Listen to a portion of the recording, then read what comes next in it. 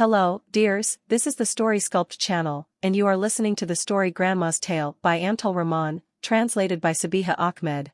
This story is taken from the book KAHANI, Short Stories by Pakistani Women, edited by Aamer Hussein in 2005. Grandma dearest, tell us a brand new story today. My darling children, haven't I told you all the stories I remembered? Where am I going to find a new one? No, Grandma. We're not going to let you go unless you tell us a story. Look, Safiya and Rokhaya have also arrived. There are 5 of us now. We'll have such fun. Yes, Grandma, Rokhaya and Safiya chimed in. We don't come over every day, only your granddaughters have heard all your stories, we've heard only a few. We're not letting you off without a story. Grandma said. Look children, I hardly start a story and you all begin to cross-question me. There's no fun in telling a story unless there's a proper hum of response from the listeners. Grandma, now that the exams are over we can happily stay up till midnight or even later, and we'll all give the response in turn. Grandma smiled. Well, girls, you've heard all the stories I know about kings, fairies and demons. Today I'm going to tell you about someone as ordinary as any of us. It's a story for girls, not for boys. There are no boys here at the moment, one of the girls said. Do start, Grandma. Grandma, opening her casket of betel nuts, asked. So, girls, what year was Pakistan created? 1947, the girls replied in unison. You think we wouldn't know that our Qaid-i-Azam Muhammad Ali Jinnah was the creator? When did he die? September 11, 1948, the girls answered. Grandma sighed. Sadly, he didn't live to see the blossoming of a new country. A 1-year-old infant was orphaned. May God grant us protection. We need it. Well, children, now tell me, how did you come to Pakistan, by train or by air? Grandma, we were born here, don't you remember? Grandma made a gesture of despair. My memory. The truth is, I think I'm becoming senile. I was just thinking of your brother, who was born in India. We came by air. But thousands came by railroad, there were special trains, and people were herded like goats and sheep into these. She sighed again at the memory. But this isn't a fairy tale, Grandma, you're just replaying your old memories. So, Grandma said. It is old memories that turn into stories. As I was saying, it was one of these special trains that brought Salika Begum here. The girls giggled. What a funny name. Can anyone be called Salika Begum? No, her real name was something quite different. I called her that because of the qualities of refinement and prudence she embodies. I have known her since we were in India. She lived in our neighborhood and called me her aunt. They were people of modest means, but well brought up and from a good family. Her husband Shahidullah worked in some office for a salary of 60 rupees a month. The girls giggled again. Grandma said irritably. What are you giggling at now?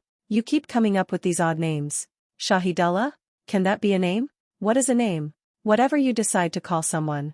There's no point in disclosing their real names. He was martyred on the way to Pakistan, so I gave him that name. Oh Grandma, you've got caught up in all these anecdotes now. This isn't a story. So how do you describe a story? Must it have horns growing out of its head? Grandma scolded. I'm just telling you a true story. You've heard plenty of lies and nonsense already. If you're not interested, go to bed. All right then, the girls said in a colorless tone. What happened next? No one knew where Salika was for the first 15 or 16 years. I thought we'd lost her. But a few days ago, she came to see me in a car. I didn't recognize her at first. Black Lady Hamilton burqa, white crepe shalwar, sprigged blue and white chiffon scarf, gold tops in her ears, heavy gold locket around her neck, 8 sparkling gold bangles on each wrist. She was a good-looking woman, but when I'd known her anxieties and uncertainties had robbed her complexion of freshness, now she was blooming like a pomegranate. Though a good 50, she didn't look more than 39 years old. She fell on my neck as soon as she arrived and hugged me. I was totally taken aback by her sudden appearance. Haven't you recognized me? She cried. What could I say? I actually hadn't recognized her. I mumbled something about my memory being affected by my advancing age, and asked her to jog it and give me a clue about who she was. When she gave me her name and her husband's I was dumbfounded at the change in the way she was turned out. I had remembered her in coarse cotton burqas and clothes of very mediocre quality. On special occasions she just wore the outfits she'd been given in her trousseau. What else can you expect, on a salary of 60 a month? A husband, 2 children, herself to provide for, she couldn't even afford a servant after her marriage. I gaped at her, dressed up in her finery. Must have married a rich man, I thought. Or found an abandoned house full of old treasures. The girls interrupted. No, Grandma said. Now will you listen quietly and pay attention to my conversation with Salika Begum? Noting my silence, she said, "Auntie, don't you recognize me?" "How can I not recognize you, child? It's just the surprise. Has your husband got a good job?" The girls interrupted again. "A while ago you said she must have married a rich man. Then why did you ask her if her husband had got a good job?" Grandma turned up her nose. "Don't try to trip me up, girls. Actually, I'd heard that her husband had been murdered, but how I could repeat something that was only hearsay. This was my way of finding out the actual facts. "So what did Salika Begum tell you?" the girls wanted to know. She sighed. "Oh, Auntie, don't you know? He was martyred on the way. I brought both my children here. My boy was 10, my daughter 8. We were in the camps for many days. We ate from the community kitchen. All our household stuff we'd left behind. I had a plate and a glass, and in place of a single coin I had only God's name to count on. The few ornaments from my trousseau I'd already sold. All I had left were a pair of flowered earrings. As you know, when bad times come, even your neighbors and your friends avoid you. Everyone went his own way. After a while I thought, how long can I sit around here living off charity? I have to brave the world." I gathered up my courage. I had no luggage, only a blanket given by the aid agencies. I held my daughter by the hand and put the blanket on my son's shoulder. I put my faith in the hands of Allah and stepped out. Never having been out on the streets, I didn't know the way. Asking for directions, I reached the bazaar. Believe me, Auntie, I had blisters on my feet and my children were in a sorry state after the miles we'd walked. With the help of the Almighty, I found a jeweler who bought my earrings. For 10 GMS of gold, I got 50 rupees, which was a relief. The owner of the shop was a kind fellow. Seeing the state we were in, he sent for some naan and kebabs for us, and asked me, "Sister, where will you go now?" When I'd unloaded all my anxieties, he said, "If you like, I can get you a job." I agreed immediately.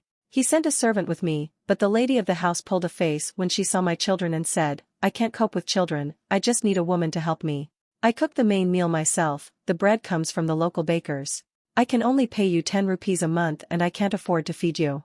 I agreed. Counting on the 50 rupees I had, I thought we'd stint and save. But the problem was, where to stay? I asked the lady of the house for a little extra space. I'd be with her day and night, and do some extra work too. She refused. The servant who had come with me offered, "Sister, don't worry, I'll arrange somewhere for you to live. There's a temple nearby where a lot of people have taken shelter.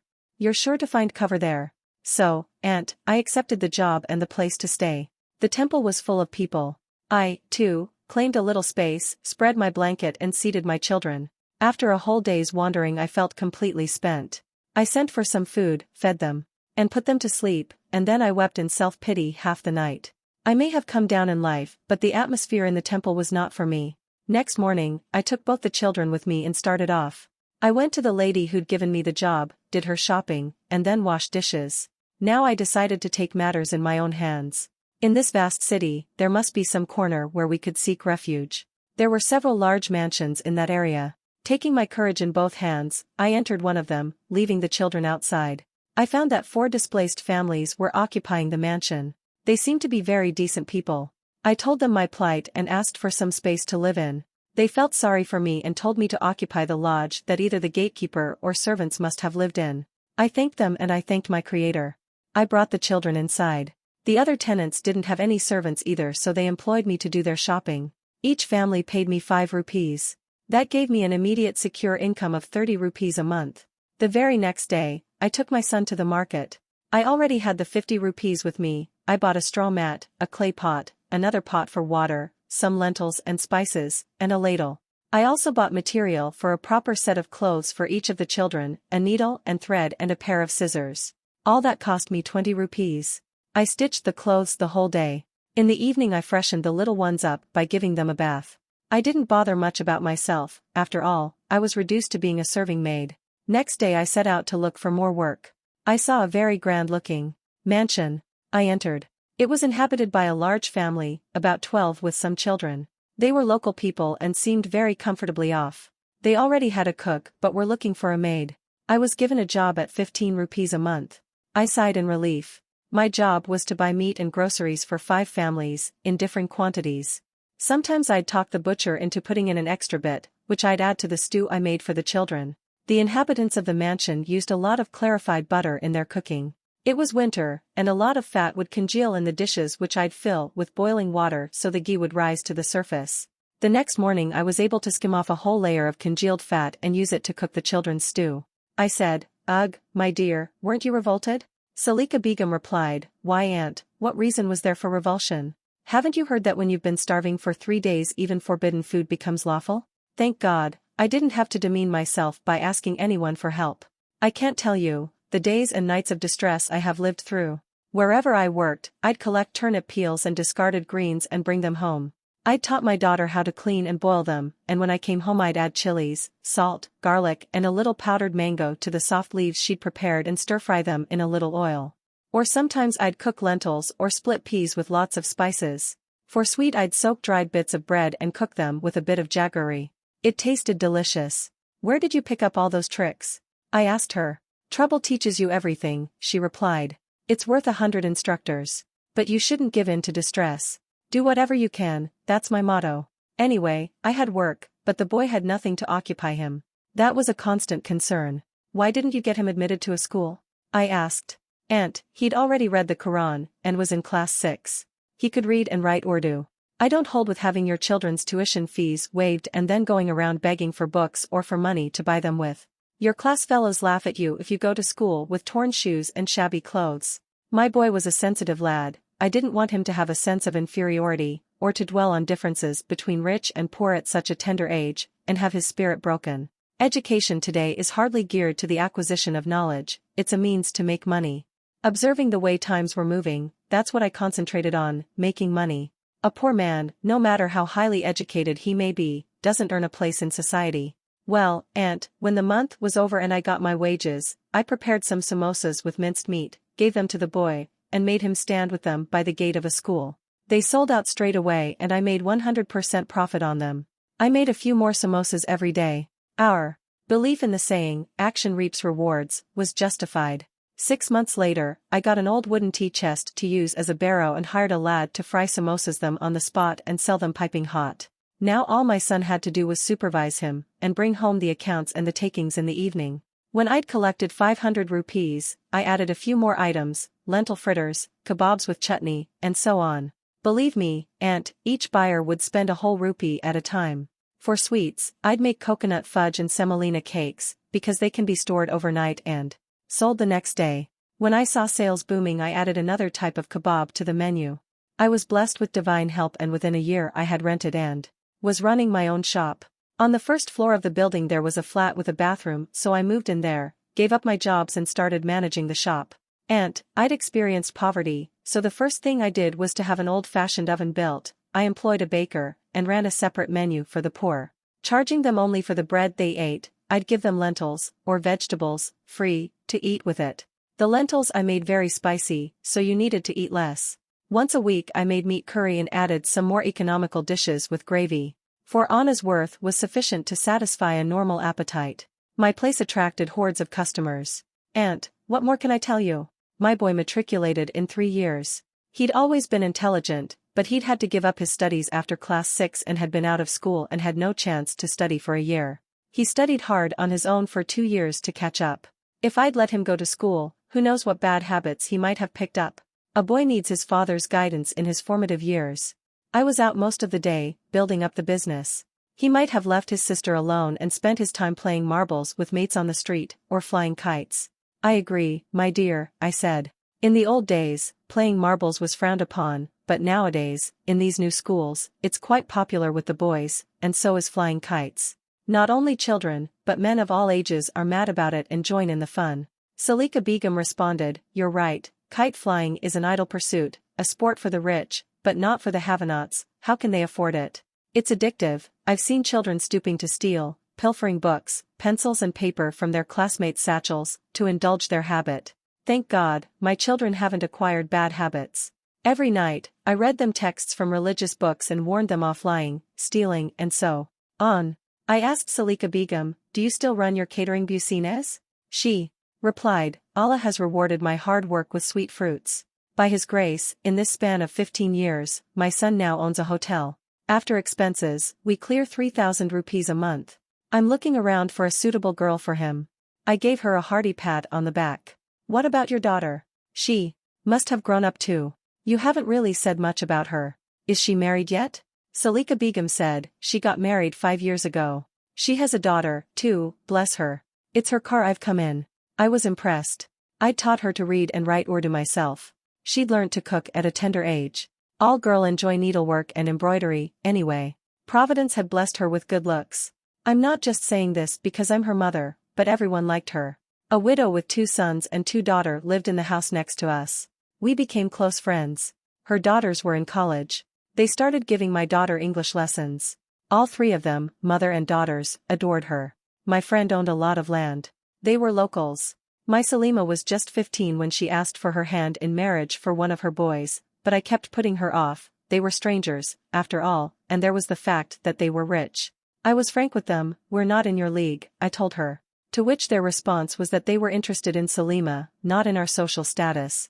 For 3 years I kept stalling. Then the boy sat his exams and got a job in the civil service. My neighbor became importunate. My girl was 18. People kept telling me not to accept their proposal, look for someone among your own countrymen, they said. But I didn't agree with the idea of separation and bias. How long were we going to hold on to our sense of difference? There are good and bad people everywhere. I'd had a bitter experience with my own people in the refugee camp. People who were in and out of my house during my husband's time turned coldly away from me. My husband's own brothers and sisters were left behind, other relatives didn't reach the new country. They were destined to be martyrs and I was destined to be a maidservant.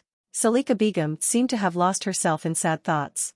I tried to change her mood by asking her what had happened about her daughter's marriage. She said, I can't tell you, Aunt, how many sleepless nights I spent, trying to come to the right decision. No one near enough to take advice from. The boy might be sensible and responsible, but he certainly had no experience. But considering Salima was already 18, I thought that after matriculating she'd want to do her BA and then her master's, then she'd find a job, and she'd be past the age of marriage. I think a girl should marry by the time she's 20. Many girls are refusing to marry, they prefer to work instead. But there comes a time in a woman's life when she needs a family around her, a companion for life. Some women become old maids, longing for that kind of fulfillment. Some then end up with married men, or boys much younger than themselves, callow youths who, after a few years, walk out on them. Even old men are on the lookout for brides of 17. Keeping all these possibilities in mind, I put my trust in God and accepted my neighbor's proposal. They've been married now for 5 years, by God's grace, and there's complete harmony and trust between our families. The boy's sisters are married too, and his brother has gone off and married a white woman in London. Salima lives happily with her mother-in-law. I've taught my children obedience to the law of God first, and then to obey their parents and all elders. I embraced Salika Begum and said, what a wise woman you turned out to be. I'd never have thought so all those years ago. Aunt, she said, in these last 15 years I've learnt wisdom and observed the ways of the world. I've now come to the conclusion that, in this era, only the rich are respectable. When I lived in a shed and cooked in a clay pot, and vegetable peelings piled up in the corner of my room, and I went around washing up people's dirty dishes and doing their shopping, with tangled hair and greasy old clothes, people talked down to me, and I was neither respectable, nor prudent, nor efficient. Now I'm all of those things. People bow and scrape in my presence. My drawing room is compared to the pavilions of Mughal emperors. My bedrooms have expensive beds in them festooned with mosquito nets. People copy my hand-embroidered tablecloths. My dining table is considered unique, and my cutlery and crockery are praised. All of a sudden I'm so praiseworthy and full of accomplishments. My dress sense is excellent. People come to me for advice and suggestions when they're preparing trousseaux for their girls. And why? Only because I have money. I remember the days when fine ladies would look down their noses and say, oh, look at these refugees and the filth they carry around. Can't you even buy a pennyworth of soap? I just kept quiet while my eyes filled with tears. What could I do? I had only one set of clothes. But I didn't give up, I persevered. Now this is the only advice I give to people: if you want to be respectable, learn to make money. My dear, I said, not everyone has been working hard like you. Lots of people have made quick money by forgery and tricks. People who lived in hovels have laid claim to great houses. Someone who once had a guava tree in his courtyard came here and acquired a whole orchard. Large families who shared one house in the old country have a home for each member of the family here. But Aunt, didn't the government officials make any inquiries into their claims? Long life fabrication, I said. Family papers were destroyed in the riots. People produced 4 false witnesses by handing out 20 rupee notes to each of them. The government had only recently opened a new department and the newcomers and the unemployed had their chance. Many of them lined the pockets of their own families. It's like the saying, even a blind man distributing sweets will only give them to his own. Salika Begum took her leave. But I kept thinking of her for several days. Her story ends here. Next time, perhaps, I'll tell you the true story of Lady Ruin and the mess she made of her life.